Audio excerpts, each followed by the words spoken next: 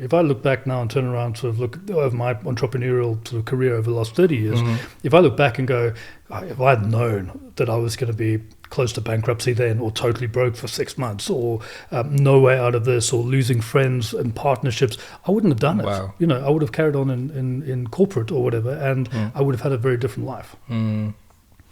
Well, we'll go into a lot of that in a bit.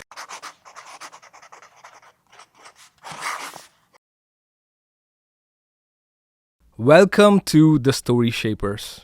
You are listening to Season 1, Episode 1, with my first guest, Richard Hardiman, who is the founder and CEO of RanMarine, a company that creates products called WasteSharks. These are aquatic drones that clean waterways of plastics, organic waste, oil spills, and also algae. And besides this, he's also an expat from South Africa, living in the Netherlands with his wife and 2 kids. And he's also the son of an artist mother and a precision engineer father. I met Richard a few months ago at the 10-year celebration event of PortXL. He was the keynote speaker, and I knew it immediately. He had to be the first guest on this podcast. A few weeks ago, I reached out to him and I explained the concept of talking in stories. I had the audacity to say this is a free-flowing format and I might need up to 2 hours of him on a work day to record this conversation. And we will talk about life in, outside and besides startups. And for reasons unknown to me till date, he said yes. What followed was really, really special. We spoke about the influence of his wife and his mother on everything he does. We went into the deep, dark corners of entrepreneurship and him pulling himself out of depression. We also spoke about competition, how a company passed off his designs as their own, and a lot more. And in this conversation, Richard and we found a wavelength frequency that actually worked for both of our ADHDs somehow, which is going to be quite fun for you to observe and be part of. And when we wrapped up, I had a runner's high. That told me this was unique, special, and it was going to make some difference. I left being a big fan of Richard after this conversation, and I'm sure you will be too by the end of it.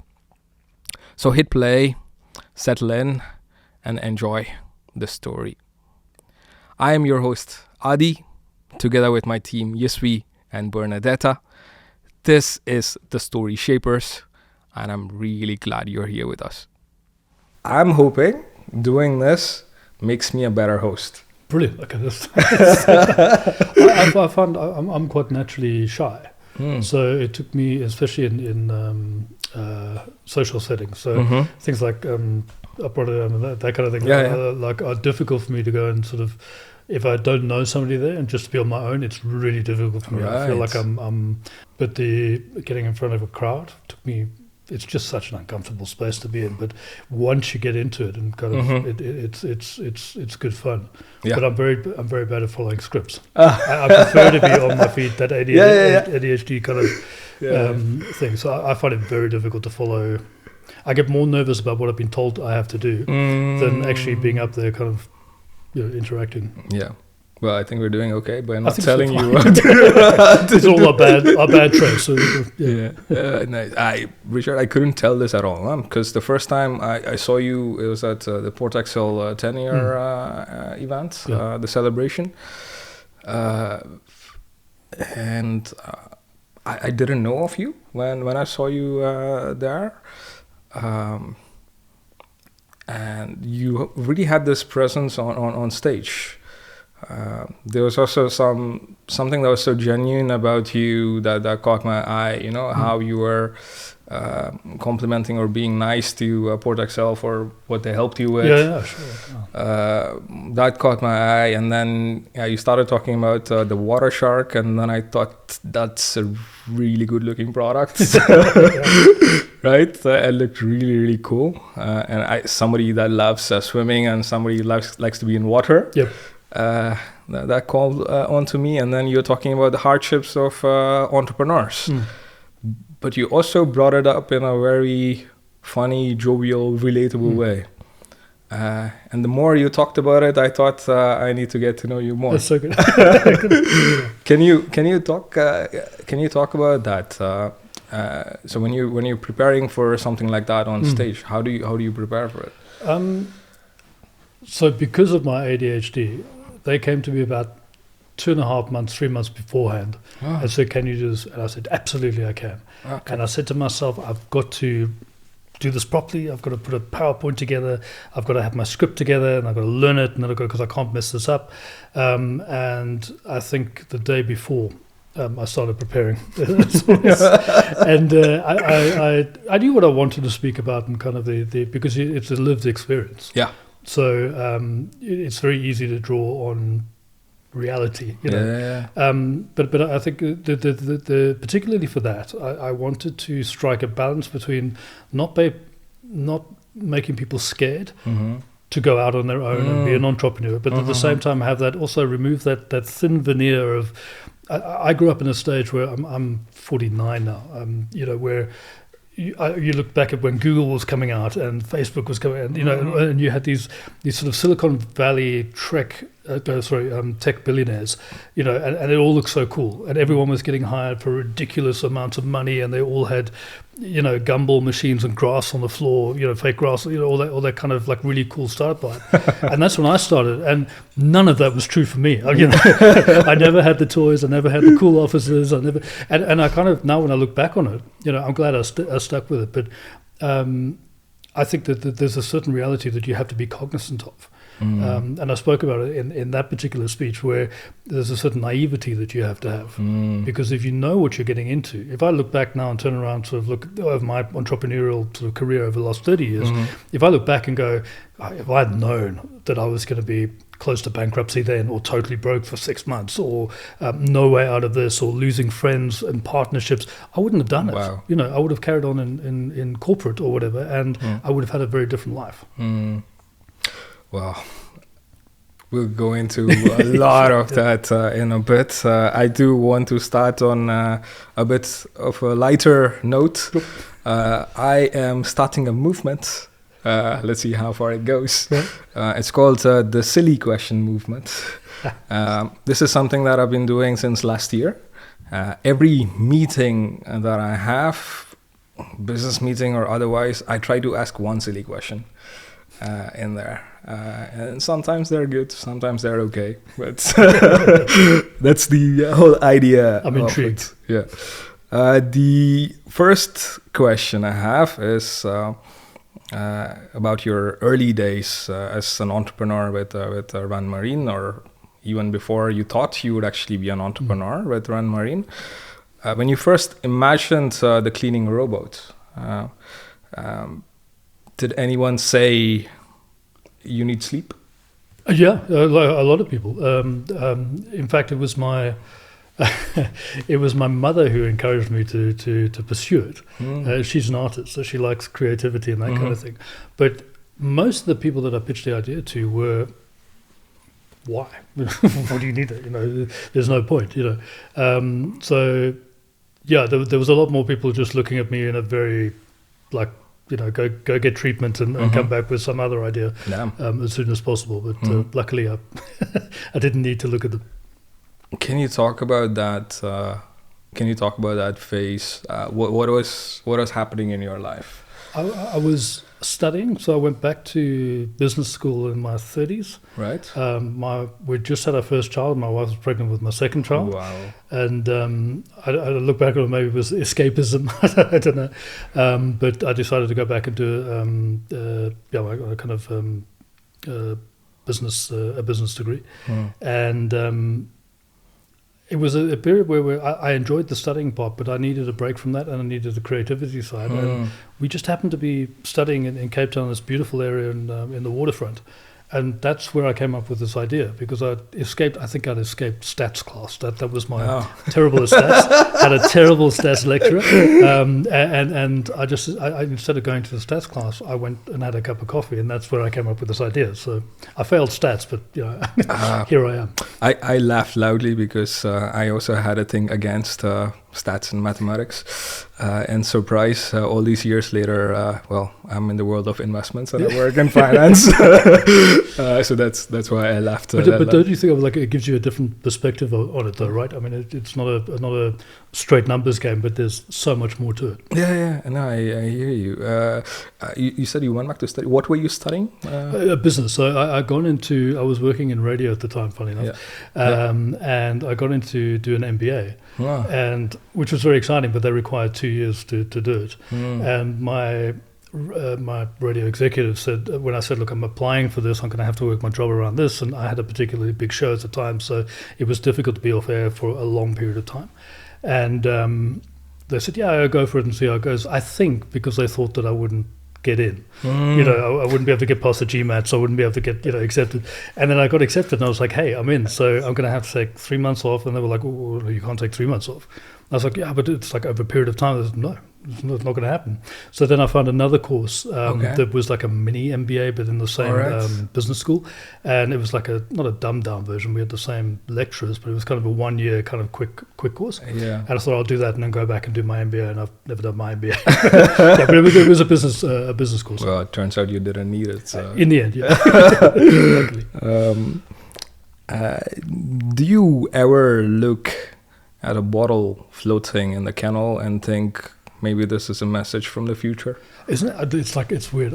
When I started this business, I haven't stopped looking at water. I never used to look at water ever. Now wherever I go, I'm like, that needs cleaning up, or I could do this, and kind of. It's actually a very good metaphor.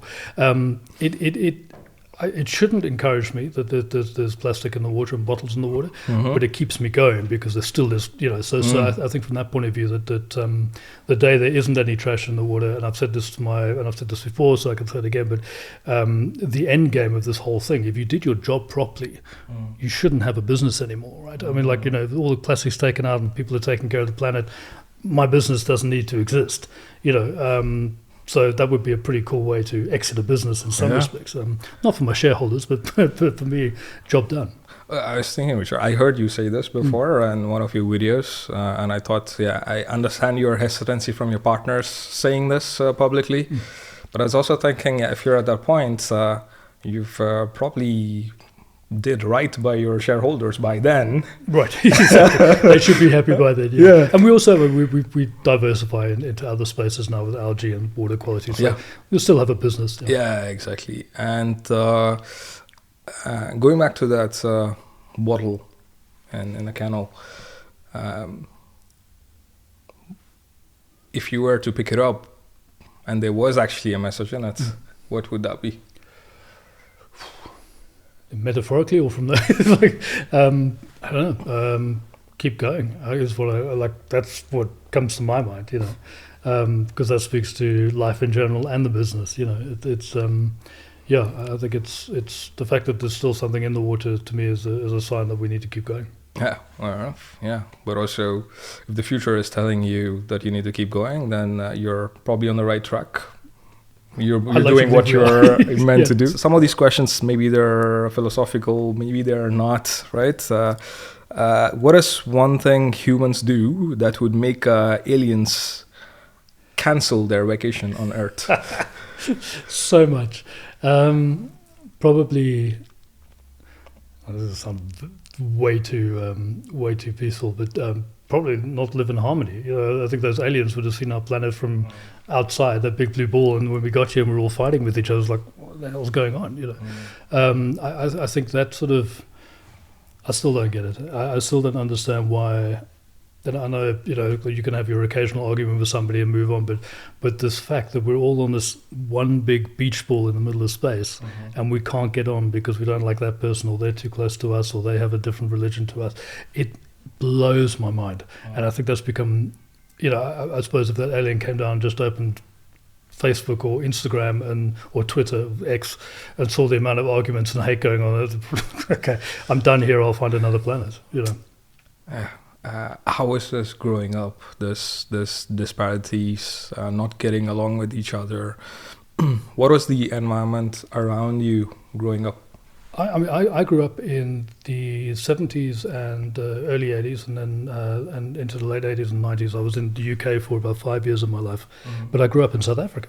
In the middle of sort of the height of apartheid, or certainly the end, the end point of apartheid. So I grew up in an environment where I didn't go to school with kids of color, didn't go to school with anyone who wasn't the same religion as me.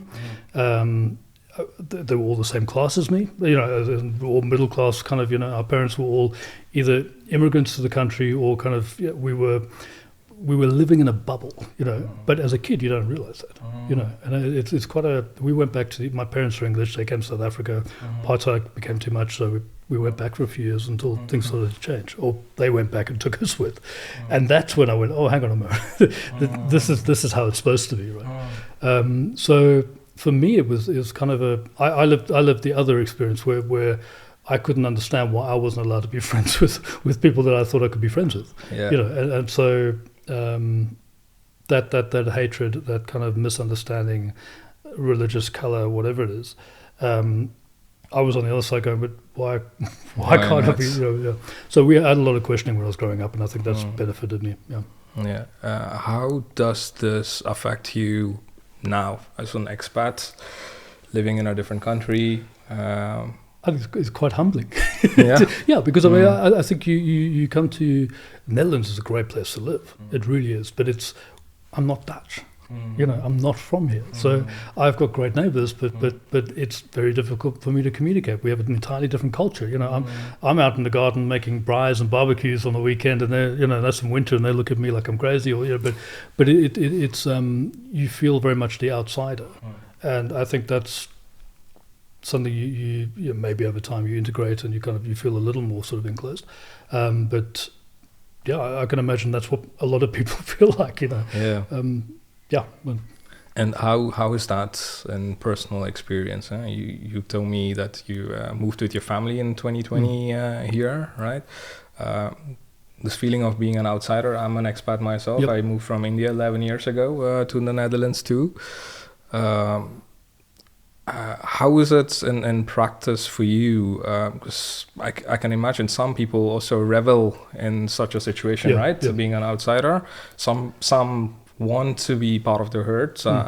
How do you perceive that, both from a personal family point of view, but also as an entrepreneur?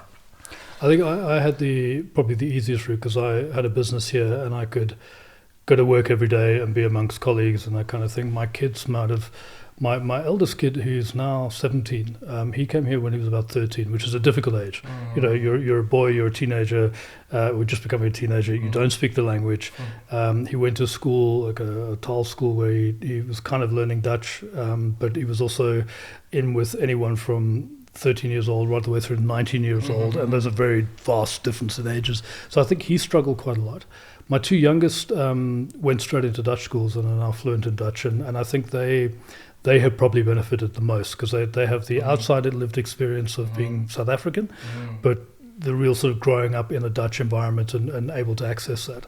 I think my wife and I struggle because it's harder to make friends, as a non-speaking Dutch person. Yeah.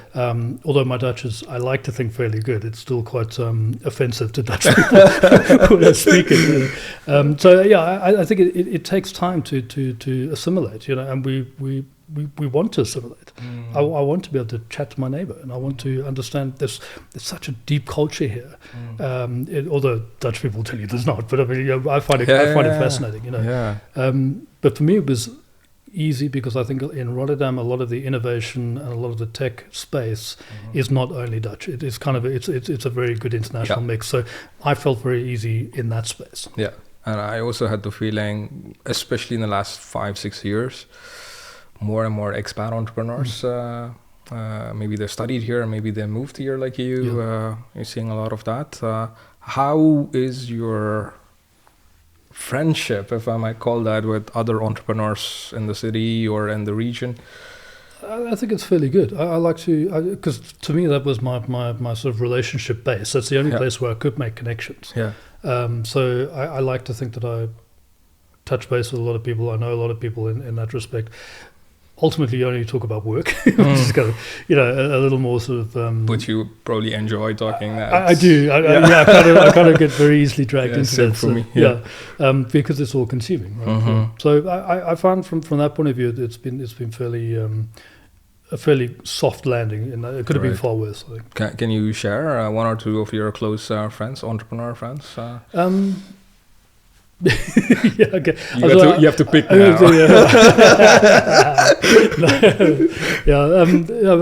In fact, a couple of them moved now away, but a lot of them were from PortXL from the early days because you were studying and kind of making friends there. I would say acquaintances and relationships. So, I mean, we talk about Lars. Like I love Lars to bits. I find him fascinating. I really do. Talking about Lars Kramer. Hi, Lars Kramer. Hope you're doing well in your new job. But there's a man who makes it very easy to feel like you're part of the ecosystem. And I think there's a number of people like that who, Marit Straatman from, now at Platform Zero, but originally from PortXL. Exactly the same. Made it very easy for foreigners and immigrants to come in here and kind of. So I always refer to myself as an immigrant because I was like, otherwise you get this kind of like, oh, you're a foreigner. No, it's kind of, I'm an immigrant into this country, and people like that make it very easy to connect. I think that's what's extremely useful to me. One of the first things that came to my mind when I looked at the WasteShark in a video. By the way, those videos. Amazing! You can keep watching them on loops, right? It's so satisfying. So satisfying. But I was thinking, I grew up watching a lot of thrillers and monster movies. Talking of sharks, did Jaws or anything like that have an influence? There was it actually with the name, the WasteShark name came from where we were. I was on honeymoon in Mozambique with my wife, and you get there to go and dive with whale sharks, which is not technically a shark, but these things have big mouths and they go and they feed, and I was particularly inspired by that. But I like the sort of animatronic kind of thing of creating a sort of personality out of something, and the shark does kind of bite and it eats. We thought about putting sounds on it, where it makes a sound. Originally it was like making the sound of a whale, as whale sounds are quite calming. But there's been a couple of our engineers who wanted to put the Jaws theme tune on it, as it detects someone, it can sort of like start that, which I think would be quite awesome. I don't know, maybe. I don't know when did Jaws release? Maybe there's a 25-year anniversary. Or I think it was 75, 76. So it's there must be some anniversary coming up soon. But I think I don't know if you, like when as a kid you go swimming either in swimming pools or lakes and that kind of thing. But I used to be so scared of something coming out of even if I knew there was nothing coming. So I don't know. I want to sort of like create that anxiety in children. Fair enough. Let's talk about that, right? Something that you've spoken about before is you find it important for the robots, for the machines to look friendly. Can you speak on that? I kind of there's a thing to me where even now when you look at Tesla robots and the stuff that Boston Dynamics are doing, these robots look quite dystopian in some respects, the kind of and they're the kind of robots we've grown up seeing in these thrillers and so I wanted something that we use robotics to power these things and make them think, but I wanted something that looked fairly elegant in the water, futuristic, but at the same time, like they're part of the water. So we concentrated quite heavily on making sort of like, flowing lines and making it look like technology at work, but it wasn't threatening, I still have this dream at some point where right now when people walk past them, they see them, they're quite interested. I would like it to get to that stage where it's like a Roomba, where people just ignore it, because it's just, there's so many of them, it's just doing its job. Yeah. All right. I understand that, but I would still like to feel that presence of it. Roomba is become. I have a Roomba downstairs. It's a natural part of life, right? But it's actually still pretty cool. Sometimes I look at it, I'm like, I'm still fascinated. There's absolutely. I think, it's doing something that you used to have to do, and it just does it. And you can control it when you want to, and you can see where it's being. And the same for the WasteShark. It's like it's something that's just working, and you can track where it goes. It has personality. Yeah. And I like that kind of. It makes you less afraid of tech when you have a personal connection with it in some respect. And we've tried. We name our WasteSharks. So they all have names. Like Bruce, Luke. There's one in. There's one called Globby, I think someone named it. But it's like we allow our customers to name it, so they get it, and we send them with a card saying this is Bruce. Please look after him. He's a part of our team, and now he's a part of your team. So there's this personal connection to it, which I think you need. It's kind of people take better care of the product, and they feel a bit sort of more connected to it. Caring is a very big part of it. Yeah, it really is. I don't know if I told you this, or if you ever heard from somebody else, Richard. I'm actually curious if you heard this from somebody else. South African accent is my favorite accent. I'll tell you, I'll give you some context. I grew up watching a lot of cricket. I don't know if you've ever followed. Absolutely, yeah. So the Sean Pollacks or the Graham Smiths or A.B. de Villiers. Graham Smith and I have kids of the same age, and they're all at the same schools. We can call them now. Don't tease me. Well, because I grew up in Cape Town, and a lot of those guys play for Western Province Cricket, and we're all of the same kind of age and that kind of thing. So I grew up a lot around that, and then obviously being fascinated. I'm not a sportsman myself, but I love to watch it. Newlands Cricket Ground was around the corner from my house, so. I have heard the South African accent thing. I'll be extra nice to you for the chance of ever getting to meet Sean Pollock because of you. South Africa is, I'll tell you, the accent, right? For me, there is something inherently polite. Yeah. I think it's our sort of British heritage. I mean, I think you from the same thing. There's this diplomacy that comes with being a colonized country, especially by Britain. I think that we are inherently polite people. There's not too much. Look, there's different areas of every society that's probably a little more harsher, but I think particularly Cape Townians are a little bit more relaxed and a bit more sort of coastal in their kind of way they deal with people. Yeah, what is it just about coasts and islands that just make people a bit more laid back? Anyone from Hawaii is just so chilled. Australians are the same, I think, very often. Huh. I have not known too many Australians. I think you've been lucky. There's a lot of rivalry between Australians and South Africans. Particularly the rugby side. I had a South African flatmate. He's from Johannesburg, I believe. Jason, if you ever hear this. We lived together for a while. They moved back to South Africa now. But also in my previous roles, I was helping manage a fund for WWF, climate fund. The African regional lead, Kieran, it was just so nice to be in meetings with him because it just sounded nice. And he was a nice guy. I try and imbue that quality when I can. This question comes from Seth and Jonas Koper, the brothers. They're 14 and 10-year-old. Hi, guys.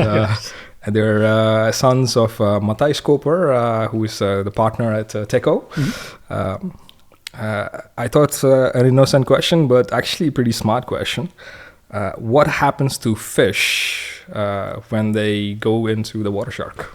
the WasteShark? Really, really good question. So I was always concerned about if you create something, put it in water, how does it affect the environment around it? Because everything you do affects something.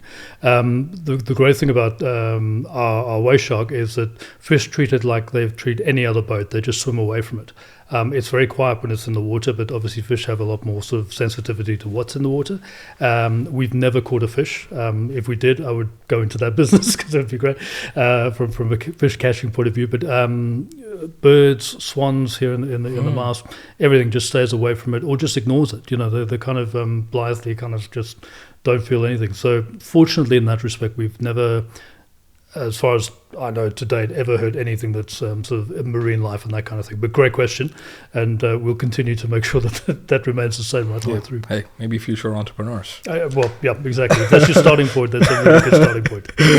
All right. You did talk about, I heard in one of your, you also spoke today, it's okay that you go out of business, you'll find something else to do. That mindset, you've always had that mindset? I kind of figure that if it's just me, I can take care of myself and come up with something else. I think most entrepreneurs have a dislike of authority and working for other people, which was my bigger driver. I wasn't very good in corporate. I had great corporate jobs, but I just always wanted to be in the management meetings. I wanted to be making the decisions, and I didn't like being told what to do. But I must admit, I think I first said that about if we go out of business, it's okay, probably 4 or 5 years ago. But I kind of was trying to make more of a point there that most businesses set out to achieve a goal. And our goal is to remove plastic from water. And if we achieve that goal, then, is there a point for us to particularly carry on? But now, I mean, obviously we've diversified and we've got amazing autonomy, and we were kind of now removing sort of toxic algae out the water. That's never going to disappear. So, we always have a business in that respect. But part of me also wants to get to a point where there's a lot of other things I want to do, and yeah. What are you thinking about? What am I thinking about? Yeah. Nothing too mind-blowing. I love writing, so I want to write a novel. And not a particularly fancy novel. I just want to write a fiction, non-fiction, fiction, romance, and a bit of comedy. It's nothing. It's the kind of book you go on holiday and read on the beach in Spain. That kind of book, So nothing that's going to change anyone's lives. But I like that kind of, and I think part of it is to. Because when you're reading those kind of books, you're away from everything else. There's a beach, so maybe there's a RanMarine just in the background. There'll always be something in the background. I mean, I could never not have a business. I know that. I'm too.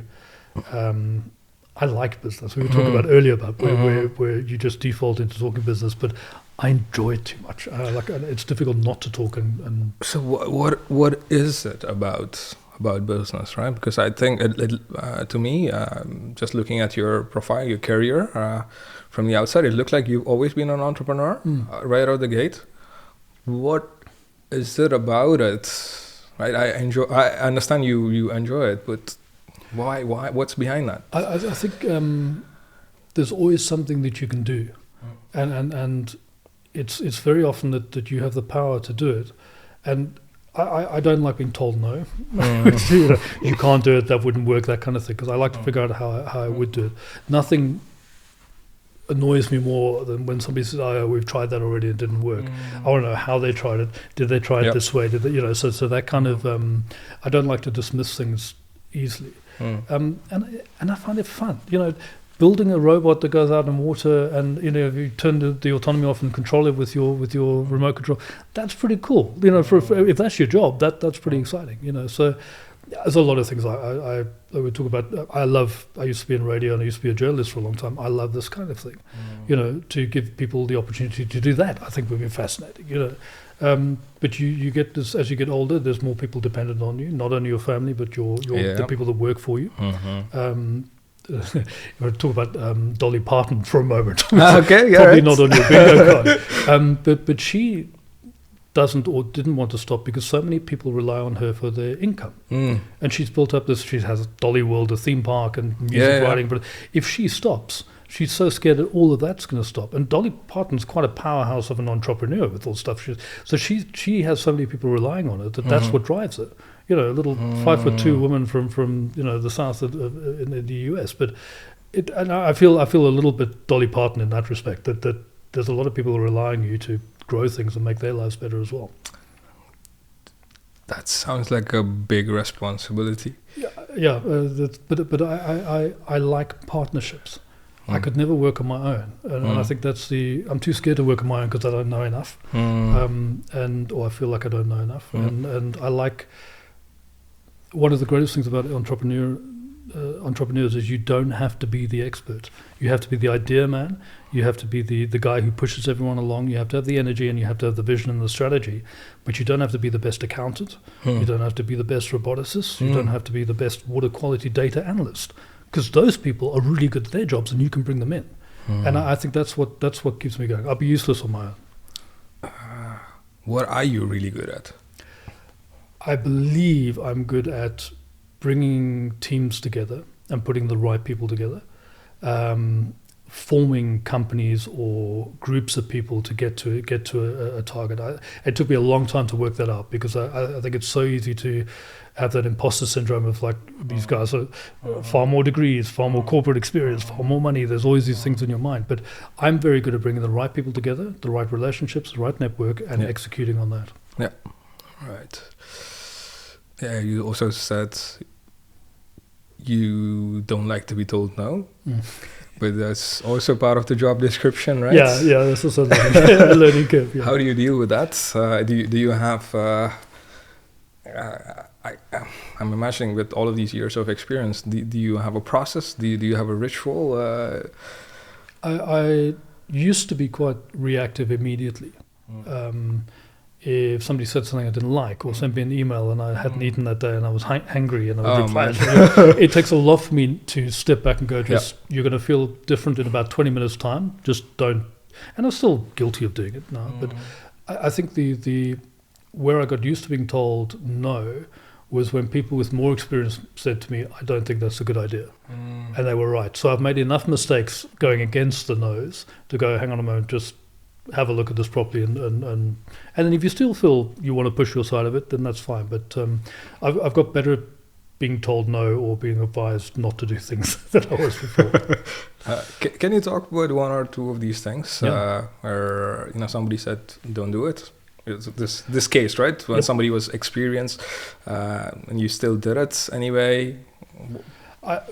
Clear example. Within our business, where we've got a great COO now, Bart. And Bart came into the business 2 years ago. So we've been going for 9 years. I've got 7 years experience over him. I know what I'm doing. And he came to me and said, why are we building this docking station? I said, well, because it's tech and, docks and but you could get a jet ski ramp to do that. Like in the US, you can dock or your jet ski and it'll take it up to right. I'm like, yeah, but we don't own that, and that's not our IP and our valuation. And he's like, but it does a job and it's cheap and it's already there. Yeah, and this is a very mild example, but I fought against that. And I'm like, why am I fighting? Why are we going to spend all our time in R&D and trying and getting things wrong before we get it right, and spending when actually it's just there. We can say to our customers, we've partnered with these people and this is what you do. So there's a lot of things that I come around to now where I wanted ownership of the ecosystem.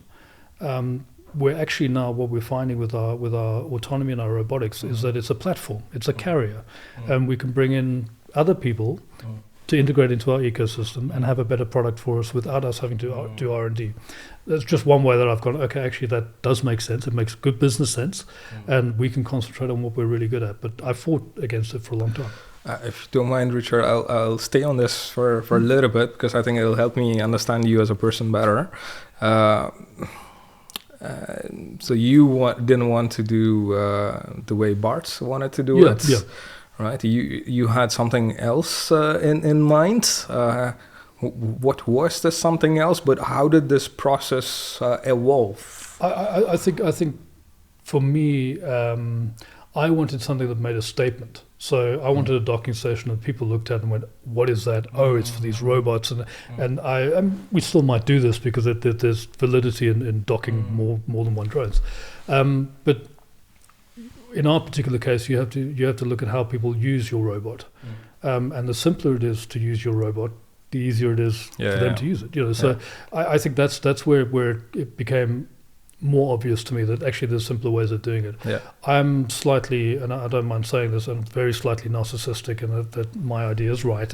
But I think that's also a lot of entrepreneurs, right? You wouldn't get to where you are if you hadn't kind of believed in your own vision. If you didn't have that, maybe you're in the wrong business. I don't want to be. I'm aware of it, so I kind of. You're talking about South Africans being modest. Exactly. A modest narcissist. Nice. I'm not a narcissist in the Elon Musk sort of kind of or the Peter Thiel kind of zone. But I'm very aware that I can be very in love with my own ideas and will bat away negative ideas or what I perceive to be negative ideas because of that. Maybe that's not narcissism. Maybe that's something else. But it sounds like strong convictions. Kind of anything, And very often it's about, because I'm always in my head, I'm living 4 or 5 years down the line. So I'm thinking, okay, if we do this now, what's that going to look like then? And I want my drones docking with well-lit tech features in the middle of Rotterdam that people look at that and go, oh wow, okay, that's doing this, And actually, does it need to be like that? Probably not, because that's a lot of tech for little result, whatever. But it's something that I think, for me, has always driven me, because you have to have those big ideas. And you also need people to go, hey, there's a great idea, but there's a simpler way to do it, and probably easier for your customer.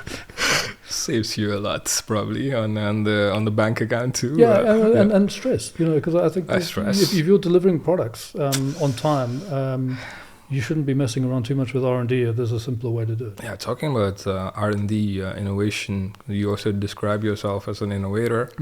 What is your role within the company as an innovator? How has it evolved? A really good question. I got to spend maybe a year on product. So I built the first prototype. I kind of came up with the idea. I always knew that I wasn't going to be able to get it to a commercial stage myself. So I'd have to have other people do that. But it's still my baby. So I think the involvement is probably in the fact that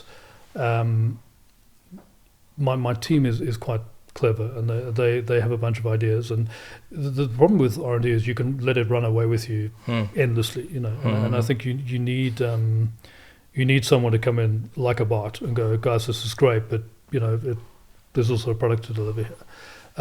Where my innovation space stays is that I'm always looking at other markets that can use our products or a similar product to commercialize. Right. And that's where, like I said, we've just launched this, not that I want to make this a sales pitch, but there's blue-green algae, blauw, I'm always pronouncing it incorrectly, but cyanobacteria, algal blooms, I read, It's a massive business around the world, because there are billions spent trying to mitigate this what has now become a really dangerous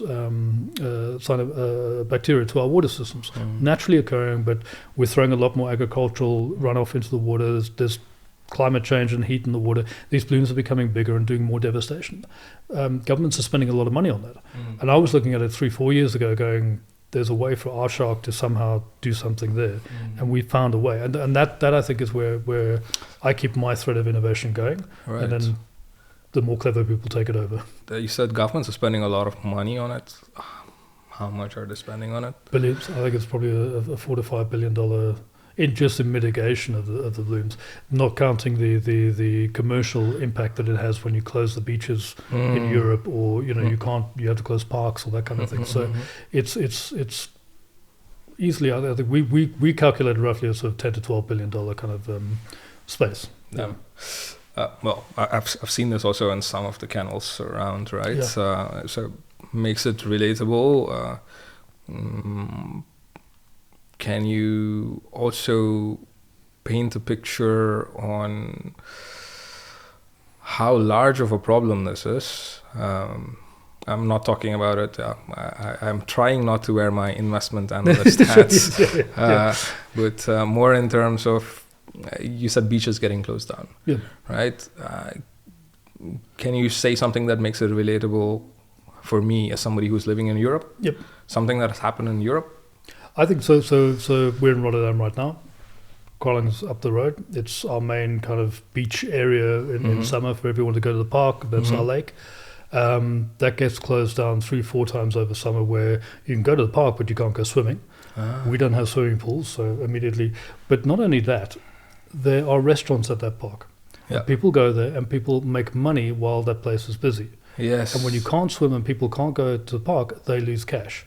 Then they start complaining to the government, to the gemeente, and then it becomes a problem. The difference with plastic in water is that there are billions of us on Earth that hate plastic in water, know it shouldn't be there, and it's going into the oceans and it's killing our environments. But the government doesn't do much about it because they don't have to. If it goes into the Mars, it goes onto the water, it's somebody else's problem. If it's in our canal systems here, it's there for a day, then it might sink to the bottom. Is it a problem? No one's spending money on that.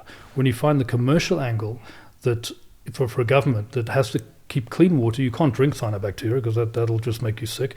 Your pets die from it if they drink it, so they can't swim in the water.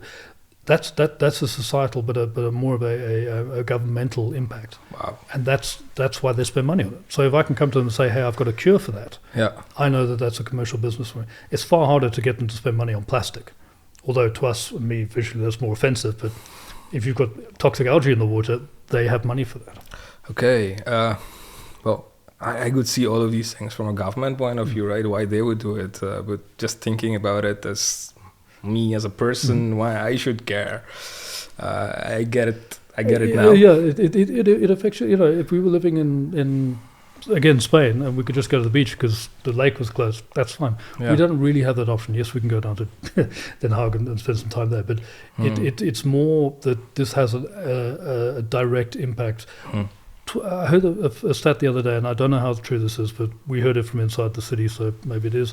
They spent around 20 million euros over the last 14 years just on that lake for cyanobacteria mitigation. 20 million and 14 years. I mean, that's 1.2 a year to get rid of cyanobacteria. Of one lake. I mean, I'll do it for 10%, 20% of that. You know, there's a business there, you know, and it's not a business that you have to convince people. Whereas with our current shark, convincing people to take plastic out the water using technology, hard to sell. But when there's a real sort of, it's going to sound moot, I suppose, because there's a real problem with both. But when there's a budget behind the problem, that's a lot easier to sell. Right. So I learned so many new things and just that one topic. The thing that stuck with me the most is that other businesses that rely on these water bodies, right?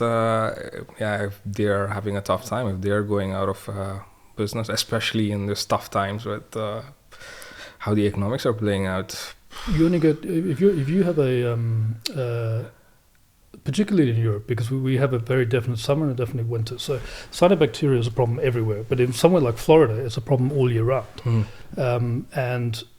But they have beaches, so it doesn't necessarily affect all of the areas. Here, you have a finite time of where people can make money in the summer through the restaurant at the lakes, or you know. So if that is impacted even by a weekend, you know that impacts the annual revenue severely, and you know, and that's an issue. Yeah. You know, if people can't go swimming in Amsterdam or any of our lakes or that kind of thing, it's an issue. You know. Yeah, how would you know it's clean next week? Maybe they don't go the next week because they thought it's still the same case. It's sunny, so there must be exactly. Yeah. But there's a we came across it. Sorry, no, please. In Finland, they are trying to. They have so much cyanobacteria that they're trying to harvest it, because you can actually use it in product. So in makeup, and the toxins kind of are quite useful. There's valorization of capturing that stuff. But when you capture it, it becomes like oil. You have to. It's a toxic substance, and you have to, you know, sort of take care of it in a very particular way. The way we're trying to do it is actually sort of kill it entirely, so that there's no kind of chemical, you know, exposure. What I wanted to talk about, a couple of things I wanted to talk about, Richard, on this topic. Maybe before I forget, I'll bring it up. You talked about the water flowing, right? And then people saying it's not our problem anymore. Right. I'm looking at it from the other point of view. It's then a shared problem. Yep. But yes, people have a lot to do, and maybe one less thing to do if it's somebody else's problem. How does this affect RanMarine as a business? When I came here, I thought that the Netherlands was the absolute nirvana for my business. We've got water, we've got people who care about the environment, we've got money. This is where the land of milk and honey as far as my WasteSharks to be. I think we sold 2 here entirely. I've sold 130 of them worldwide. So all our business is export. All right. But here you've got, and this is not a slight on the country at all, but here you have ownerships of water for different entities own different parts of the water. So part of Rotterdam is owned by the port, part of it's owned by the waterschappen, part of it's owned by the gemeente. And you have to find out, and some of it's they own the surface, not the bottom. So if you talk, and this is not peculiar to Rotterdam, it's kind of everywhere, where if I go to somebody and say, hey, you've got surface trash here that needs cleaning, they go, yeah, but when it sinks and hits the bottom, that's somebody else's problem. So I don't need to spend money cleaning that because that's somebody else's budget eventually. And when it hits the bottom, nobody sees it, so no one does anything about it. I'm being very anecdotal here, but that's pretty much what we find when we go, hey, we've got this tool that cleans up plastic. And I go, yeah, but give it half an hour and the tide goes the other way, it won't be there and it'll be somebody else's problem. Now, that's not them being anti-environment or anything like that. It's where do I spend my money? Is it a big problem? Yeah, people complain about it. Do they complain about it a lot? They don't complain about as much as when there is weeds covering the canals and making a smell. Then we've got to go do something because our constituents are actively complaining. It's a different driver basically for their needs. It becomes a marketing and a branding issue then. Really does. Okay, so visibility on our part, huh? Sorry, you were talking about the initiative in Finland. Are you also working with partnerships around these lines? Because you're also right now a lot focused on cyanobacteria, algae. We so the Finland thing we couldn't make work for us. We were trying to find a way of vacuuming up the cyanobacteria, and you just need large boats. I mean, it's massive. There's so much of it there. But we went a different way because same problem, but just a different way of dealing with it, I suppose. But this company, Origin by Ocean, I mean, they're doing amazing things. They're taking natural substances, turning it into a ready marketplace. I think it's amazing. We do a lot with oil, so we're working with a company here called Habo Maritime Services in the port, building our ASV to be able to go and collect incidental oil spills, which I also think is, again, people pay for that because it's a real environmental hazard. And there's a market there. We're using the same platform, so those kind of integrations are fantastic. Did you have to develop completely new tech for the oil spillage, the incidental oil spillages? We did before Bart came along. So another thing was, it's exactly that way. I was very shame Bart's getting a lot of glory for this, but I was very big on developing our own tech because I wanted to create a product that people had to buy, that we could patent, push up a valuation, and but there are. Oil industry is a very old industry, and there's very good filtration systems that already exist. Can we build one of those, or get someone who does build them to go in our system? Yes, we can, and that's that partnership accelerates and also gives us a bit of credibility as well. What was the gestation period on this, from idea to implementation? So the oil shark, I've been trying to get off, and we had our first prototype in 2020, so about 5 years in the making. Now, kind of maybe for the last 2.5 years, we've been actively working on it. And we've got a thing called a mega shark, which is like a very big thing, and that's we're using that platform to do it. It makes it a lot more interesting and a lot more oil, basically, you can take out. This is an expensive process, right? Yep. So you've received some support from EU, from the European Innovation Council, things like that help. But this continuous innovation and financing this continuous innovation, have you figured out your way around this? Is it a constant challenge? I think it's a constant challenge. There is, particularly in a kind of startup like ours, where you're wanting to innovate, but you also need to make money, and you need to split your time very effectively between the two. Hence, it's bringing in partners rather than spending all your time on R&D. What I would say, though, the grant system in the EU and in the Netherlands has been amazing. We've got a lot of products and sort of completion on our roadmap done because of that kind of funding. But it's tricky. You want to be. I think what we've become is more selective, because you can do a lot of things, but we've kind of narrowed our roadmap down to say, okay, these are the things that we believe we can make a market out of. And how do we execute on those? Right. I was hosting a panel earlier this week for the Erasmus Center of Entrepreneurship. We had Ronald Hausman. He's a serial entrepreneur. He started his first energy company in the 90s. Right. So he's part of the first transition in the energy sector. And he started other ones later on. He's also a professor of sustainable energy finance.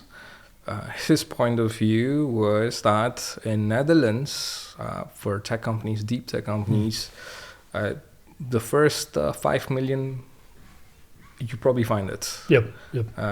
Thereafter is much more trickier. Has this been your experience? 100%. I think we probably, between finance of the shareholders and from grant funding, probably exactly that, 3-4 million. That was, I don't say it's easy to find, but it wasn't difficult to find, particularly in our space. It's the scaling after that. Do you have a product? Do you have a bit of a market?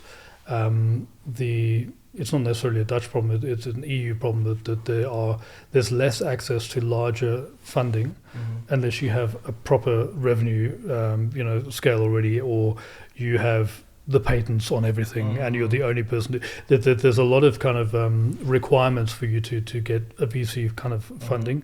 I mean, especially in this energy transition space, I think, thank heavens I'm not in that, because I mean, that's, you go from, I need 10 million or 5 million to sort of get to this point, then I need 50 million to kind of scale. So I think from our point of view, it's been a little bit easier, but finding money locally, it's a numbers game. We had to sit with 40 VCs before we found our first VC, and then we went to look for money in America, because that's... Right. They naturally tend to adopt a healthier risk attitude towards, people with great ideas and not necessarily much business sense sometimes. And how's that been? It's been good. I think our biggest market has been the US. So I think we've shown kind of traction there, which I think is good. Also, no offense to Americans who might be watching, they tend to like automation and robotics, doing things that they don't really want to be doing, and collecting waste out of water is something arguably we shouldn't be doing. So there's a healthier kind of like. I find the split here is we sell ourselves as a sustainable startup, and there's a lot of greenness around it. But that's harder to gain traction with from a VC who still wants to see a business. Where in the US, we sell ourselves very much as a tool company. It's just automated. And that sells particularly well. It's a different conversation. People who have those kind of funds are more willing to take the risk on something that feels a bit more environmentally spaced than tech space. So I don't know how to quite frame it properly. Okay, time to put on my investment analyst hat. What I've been doing of late, I was also studying tech investments, especially around Europe. Studying sustainability is also part of that. I'm also actively fundraising, preparing 5 companies to raise money right now. They're all deep tech companies raising 5 to 25 million or so. It is difficult in general. I am seeing some positive signs in terms of Europe opening up, cross-border investments more and more happening, especially from early this year when the US tariffs and everything came into place. Interesting shift in the mindset. So I'm seeing a lot more of that. There are some industries where we still rely on US and Asia a lot more to lead and co-lead investments. and unfortunately, sustainability is one of that. So there's still that reliance. And your question was also about positioning on the tech and the sustainability side. Some people might not be happy about me saying this, and this is also just my opinion and with my research, and it's not very exhaustive. I'm not a researcher. Research is part of my job, right? I am seeing that the ESG funds are getting phased out. Yeah. Maybe they're becoming saturated. Maybe on part, maybe they did the job they were meant to do at the peak of it, right? And I'm seeing in Europe anyway, more and more innovations being funded in the tech space. Right. So if you're looking for your European investor, I believe highlighting the tech, but also really the business side of it, all the basics, what you mentioned, right, still count.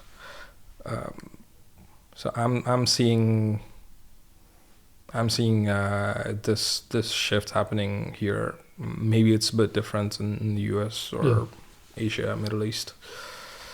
Is that also your experience? It is. I find like there's a bit of pulling back from the.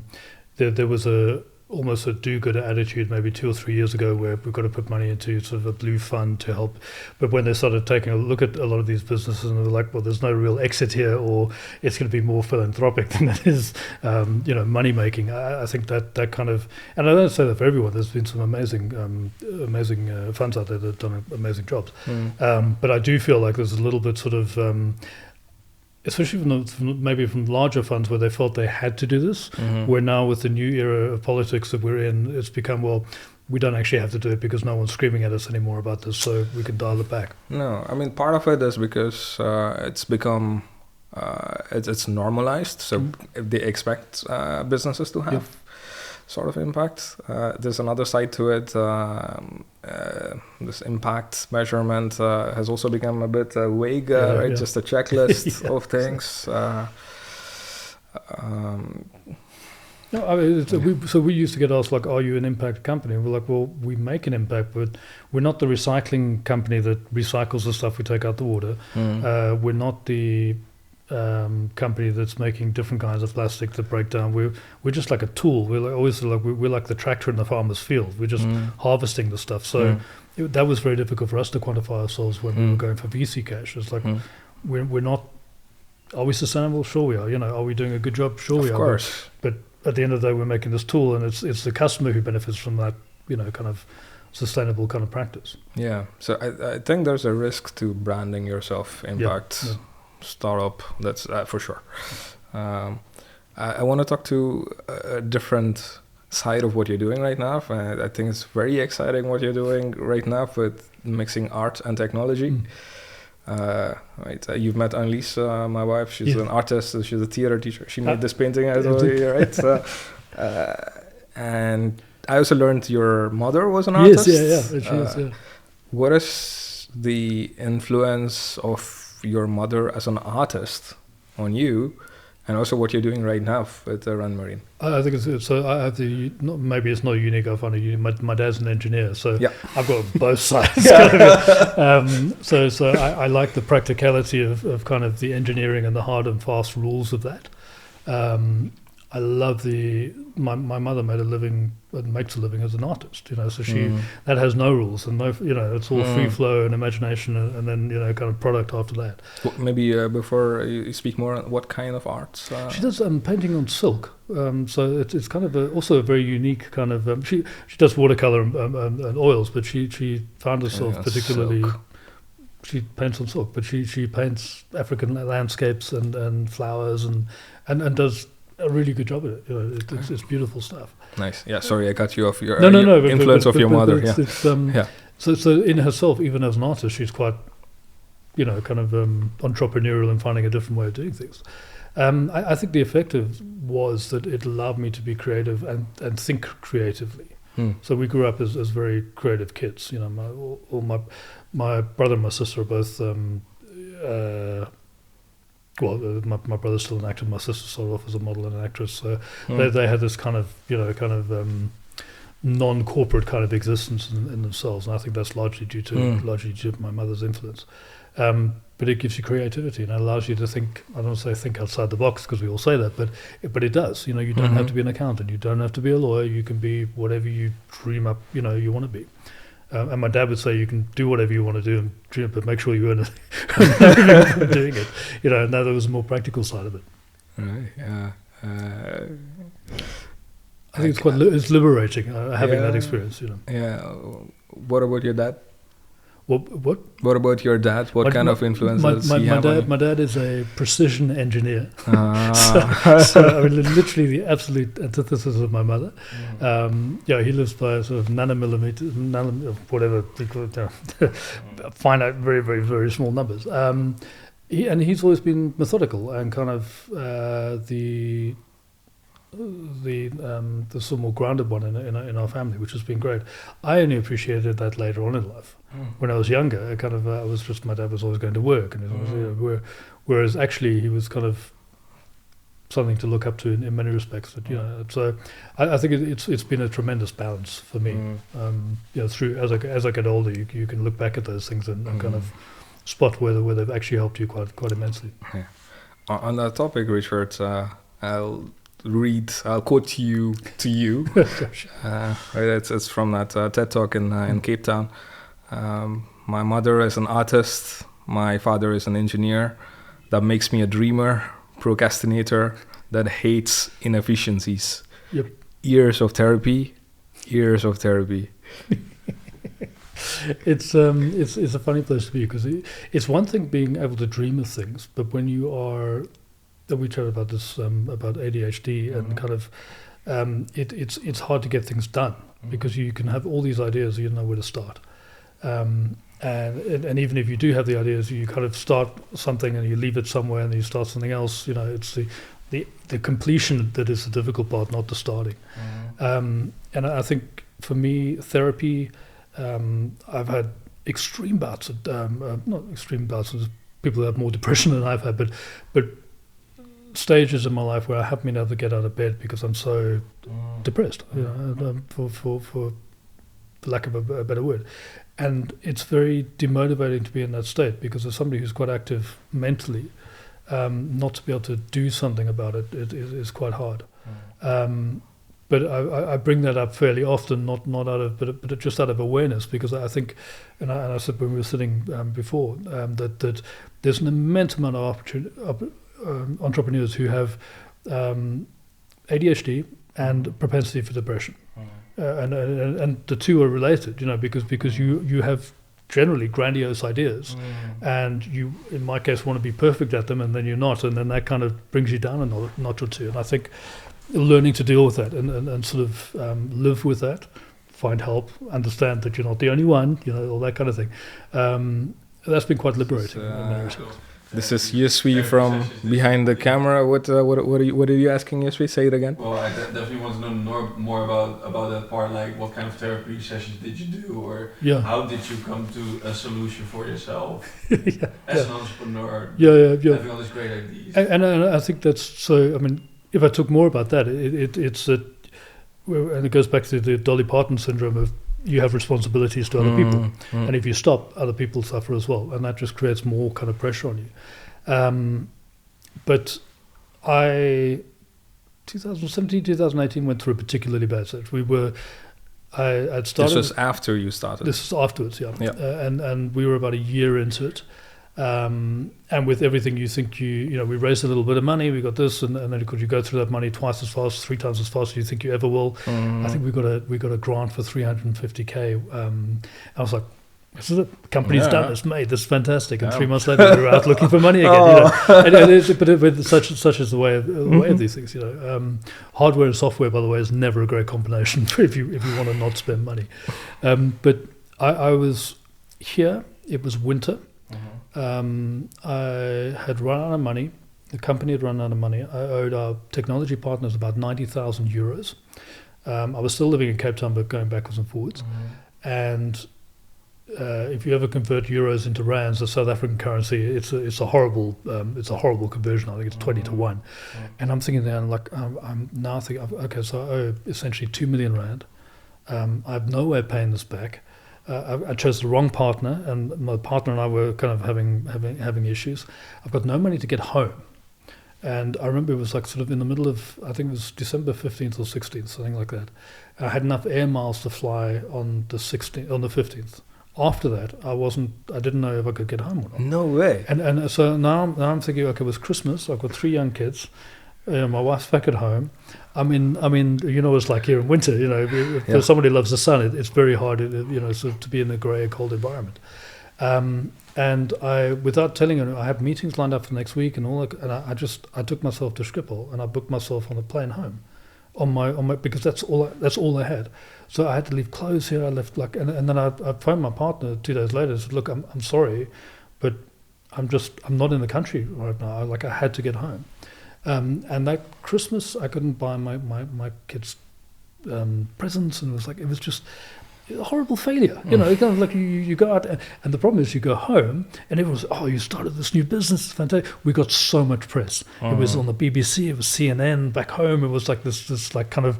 I was quite famous back home for my radio career, and people were like, and I was like, and I was a complete failure. I owed money. I didn't know how to pay things back. I couldn't buy my kids. It all sorted itself out, but that for me was the kind of the end point, and not the end point where I thought I'd end it, but where I had to do something about it from a mental state. So I had to choose to act on it. 100%. Yeah.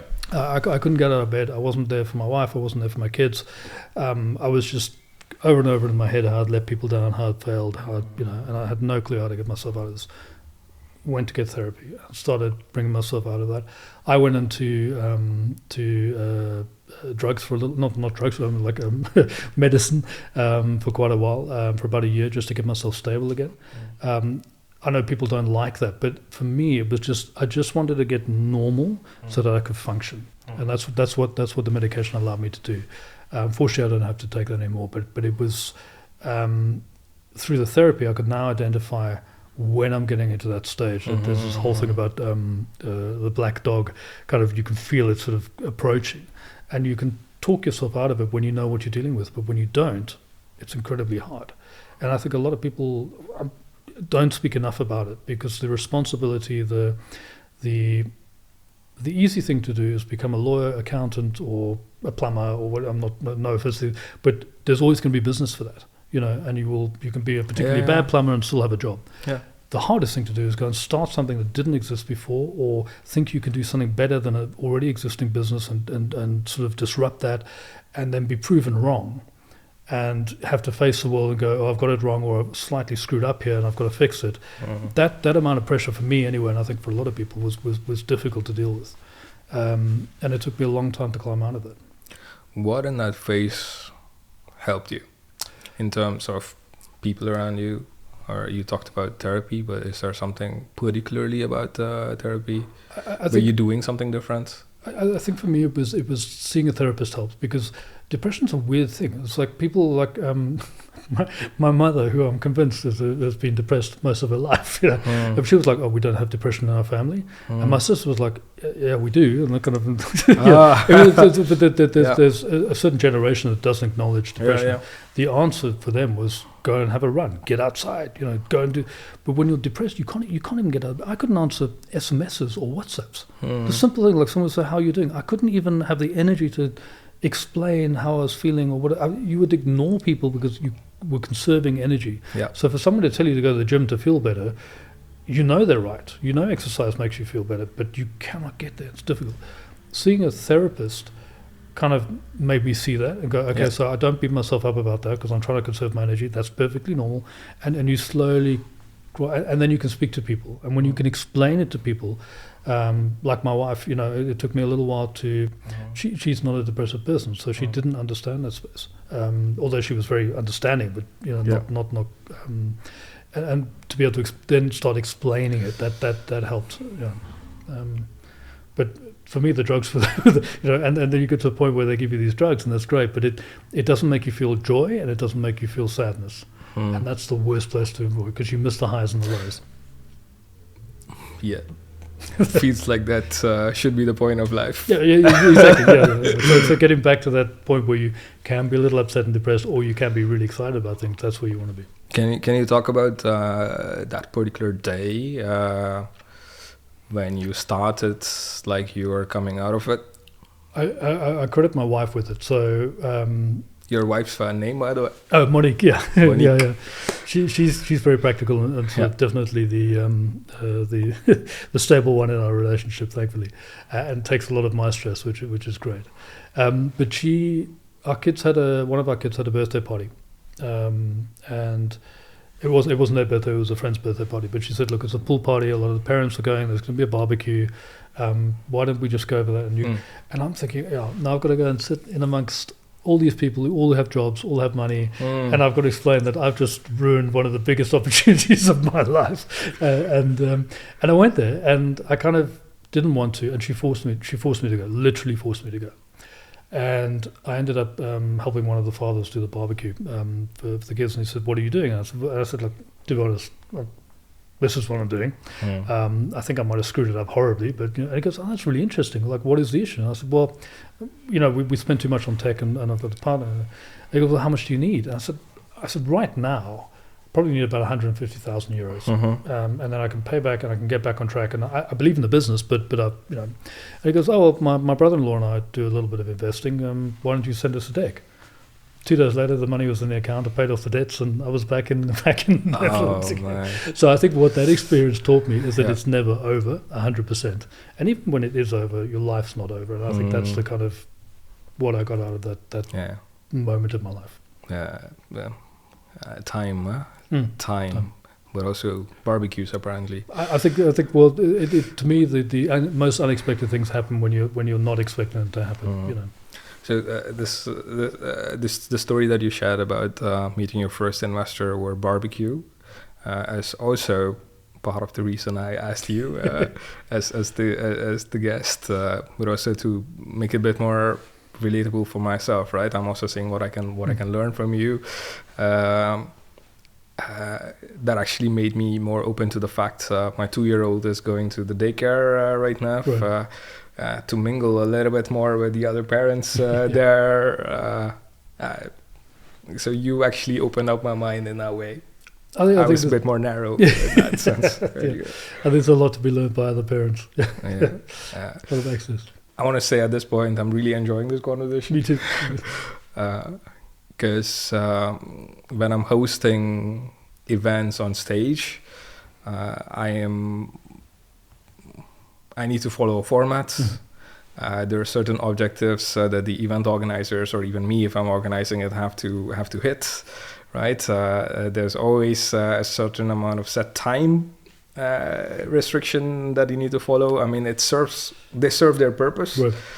I always felt the need of, I had a follow-up question. And I had to force myself to not ask it. And also the ADHD in me to stop myself from asking what I want to ask. Right. That's difficult. So this is nice. I'm an open book. I don't mind. I think the most encouraging thing in those things is that you need people to see that it's not easy. It's fun, but it's not linear, and there will be ups and downs. I think that's the it's fun to do this stuff, but it's not easy. And no, and this is my obsession with stories, right? This is the stories with heroes and underdogs, right. The best kind of stories, right? That's also part of why I do it. Maybe a bit more sensitive topic, Richard, or maybe it's not.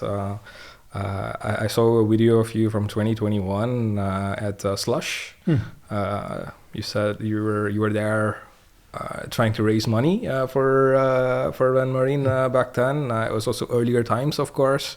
You're raising your Series A. And if I look at the history of your company, you didn't end up doing that Series A. No, we definitely didn't. I think that was part of the again, I think as you go through these experiences, you learn how to pitch better, your narrative's quicker. We chose a very odd route. We decided to go and do. We went to CES in Las Vegas, and were pitched there an idea to go onto the Nasdaq, an IPO. Which I kind of liked because it was the Nasdaq, the lower markets. It's there to create capital to grow smaller companies, innovative companies. Surprisingly easier to do than you would think. Okay. Although we haven't done it yet, that's been another story in our lives. But it's open there for it. Stock markets were originally established to raise capital for small companies to grow. That's since been taken over by VCs and sort of PE kind of things, but. I liked the idea because it was in the US. We could raise a lot of money for a smaller dilution. We had a couple of offers on the table, but for larger dilutions, and I knew that we would need more money. And if we keep diluting ourselves out of it, I need a certain portion of the business to make myself feel like I'm not working for somebody else. So we went down an IPO route, which is probably a book in itself of doing. But again, a hell of a learning curve, and an interesting space to exist in. So this is, for me, uncharted waters, right? I've been involved in investments for 10, 11 years now. Some seed investments, some Series A investments, blended finance, also in Africa and Asia and in Europe. But IPO is uncharted waters for me. But you also said it's not as difficult as people might perceive it to be. I think maybe I should frame that correctly. It's not. It's difficult to do. Yeah. But it's not. You look at it and you think it's one of the biggest things to do for any company. Yeah. But actually, it's kind of built around fairly easy metrics to hit. You've got to have some money. You've got to have the right accounting in place. You've got to have the right sort of business. But it's not as the barrier to entry is not as difficult as people would think. I think that's kind of my from what I found. That a small company from the Netherlands could go ahead and do it. So let's just talk about this particular case, right? Nasdaq. Can you give me some indicators? What kind of criteria did you meet? There's a bunch. I mean, if you go onto the Nasdaq website, you can actually it's you have to have a certain equity, positive equity in the company. You can be a foreign filer, so you don't have to be an American company. Right.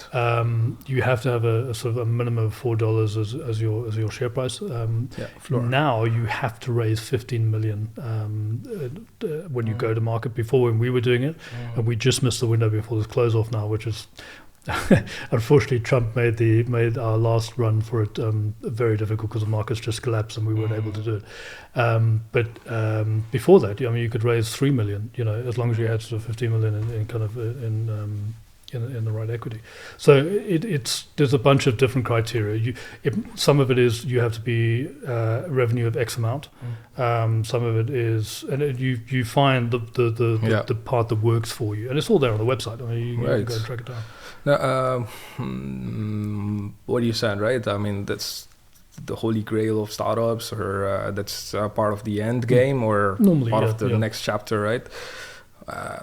Maybe it is more difficult for companies that have several opinionated VCs on board. 100%. Because they'll guide you away from it. Yeah. Just getting them on the same page to agree when is the time to do that. Yeah.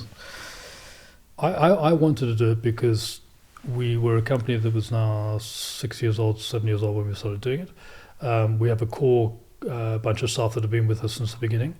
I wanted to give them ownership of what we were doing. And one way to do that is, to create liquidity in shares that we can't do as a BV. Even options was a difficult thing to implement in the Dutch environment. Yeah. So that appealed to me, that the less of a dilution of the business and the bigger capital raise appealed to me.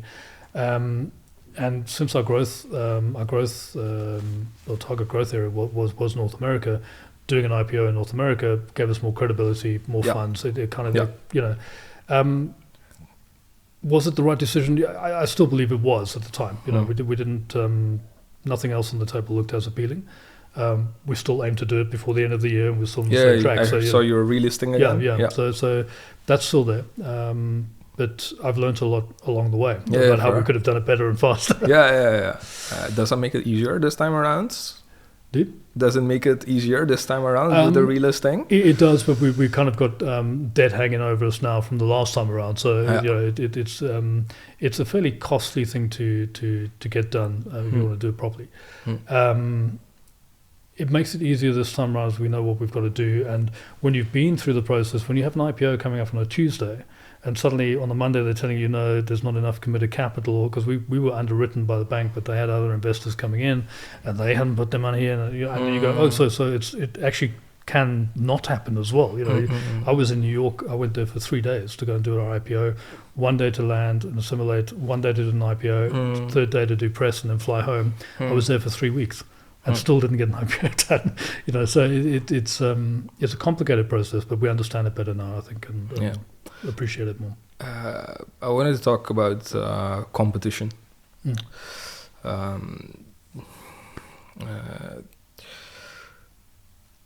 few years ago, there perhaps were not as many players as right now.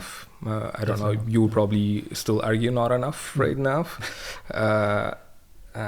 Clearwater mills or the ocean cleanup, which is Rotterdam based. I also hosted the CFO at the Upstream not long ago, and there are a few others, right? To me, again, with the little research that I did, seemed like their solutions are probably too costly. And also, on the other side, it seemed like they could capture more waste in little time. Yep, definitely. You said you were in touch with a lot of them.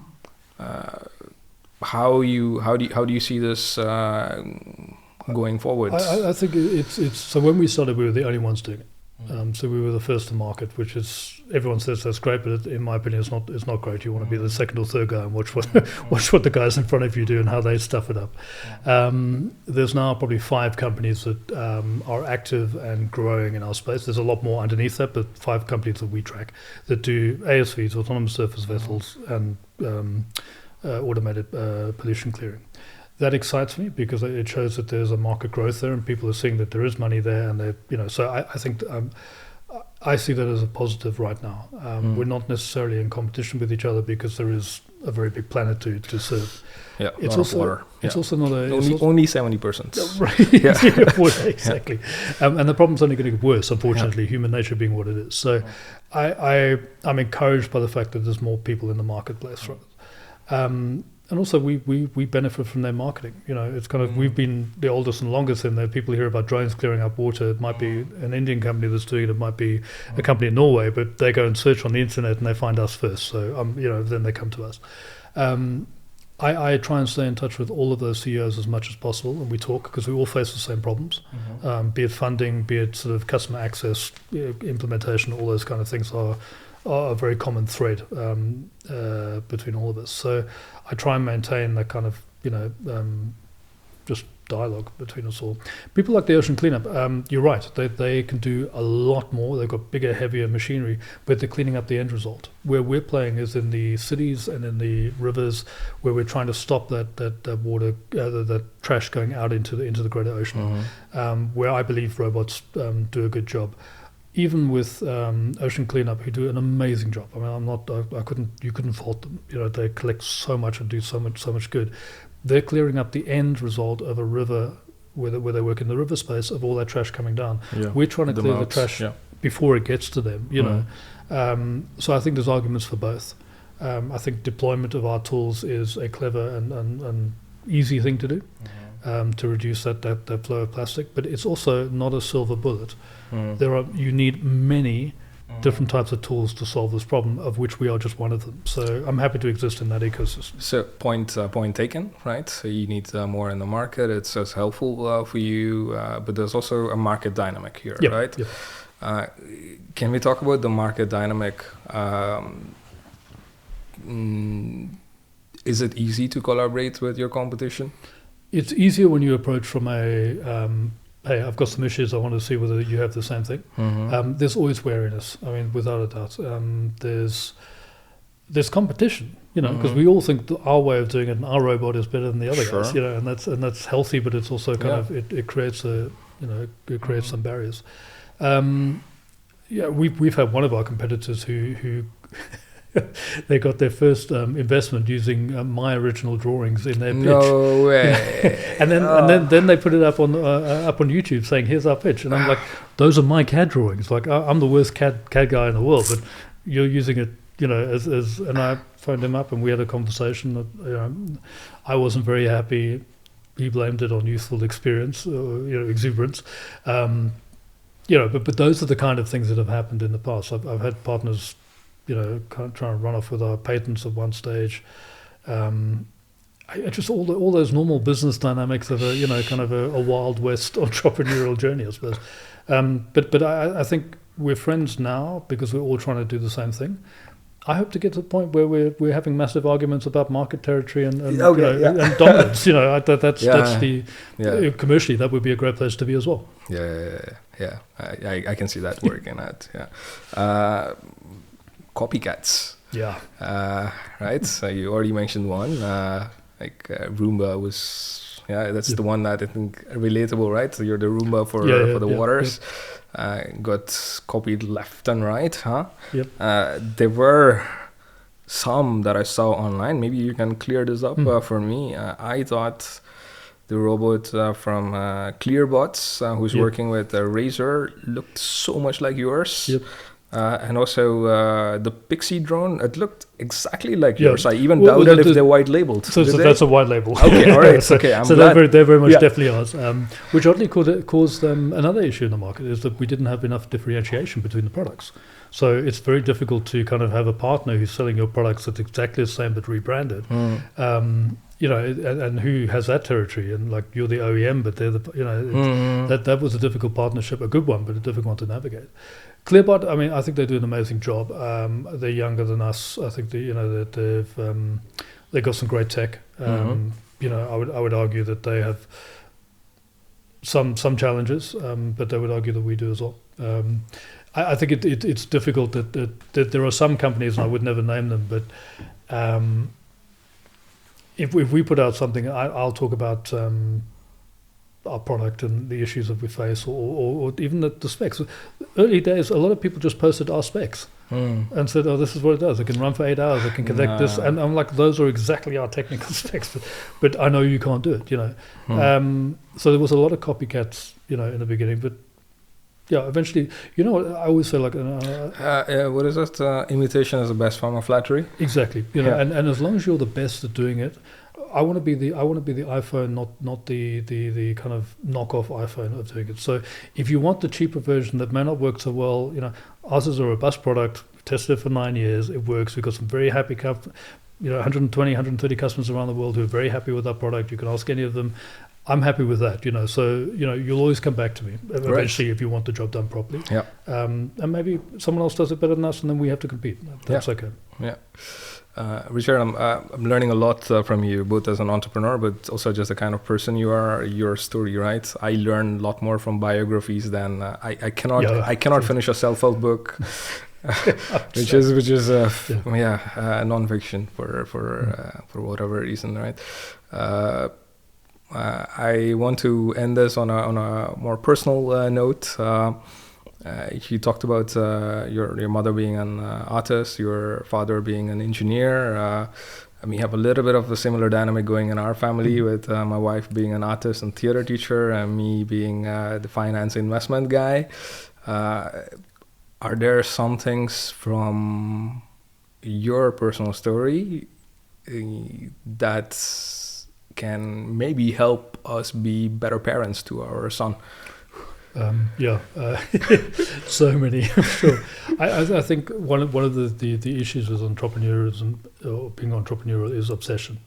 So you tend to be, and my wife said this to me the other day, it's kind of, you have a family at home, but you're so worried about your family at work that you can neglect, and your boys are not getting any younger, and I spent 4 years going backwards and forwards and living here, and they were there, and going back, which caused issues. So I missed a lot of my eldest growing up in that particular phase. Yep. I now try and spend as much time as I can. Kids go to school here on bikes all the time. Yeah. My youngest son, I drive him to school most days because it's just around the corner from my house, but it's the time that I get to spend with him and engage with him. So our neighbours think I'm crazy because their kids cycling to school. But that's when we get to talk, and get to engage. The one regret I've been so obsessed with getting this business right is missing out on a lot of my kids' time. I'm trying to reclaim that as much as possible now, but I think from being present with your children and turning your phone off, and the business, those problems will be there when you turn your phone back on again as well. So take the time. That's my only regret, and I'm trying so hard to make that up now to my children and my wife. All right. I'll take this up, especially if it's coming from you right now. I'll definitely take that up. I wanted to ask you, how did this conversation go for you? Is there something that I could have done better, things that I could have covered? I think you have and take this from someone who's done a lot of interviews myself, but you have a very unique way of sort of drawing the business side out and then just bringing out the personal side as well, in a very comfortable way. It's very, I don't know if you ever watch or listen to Louis Theroux. He's a documentary maker, but he has the same disarming charm where you suddenly find yourself discussing stuff you didn't expect to discuss quite comfortably.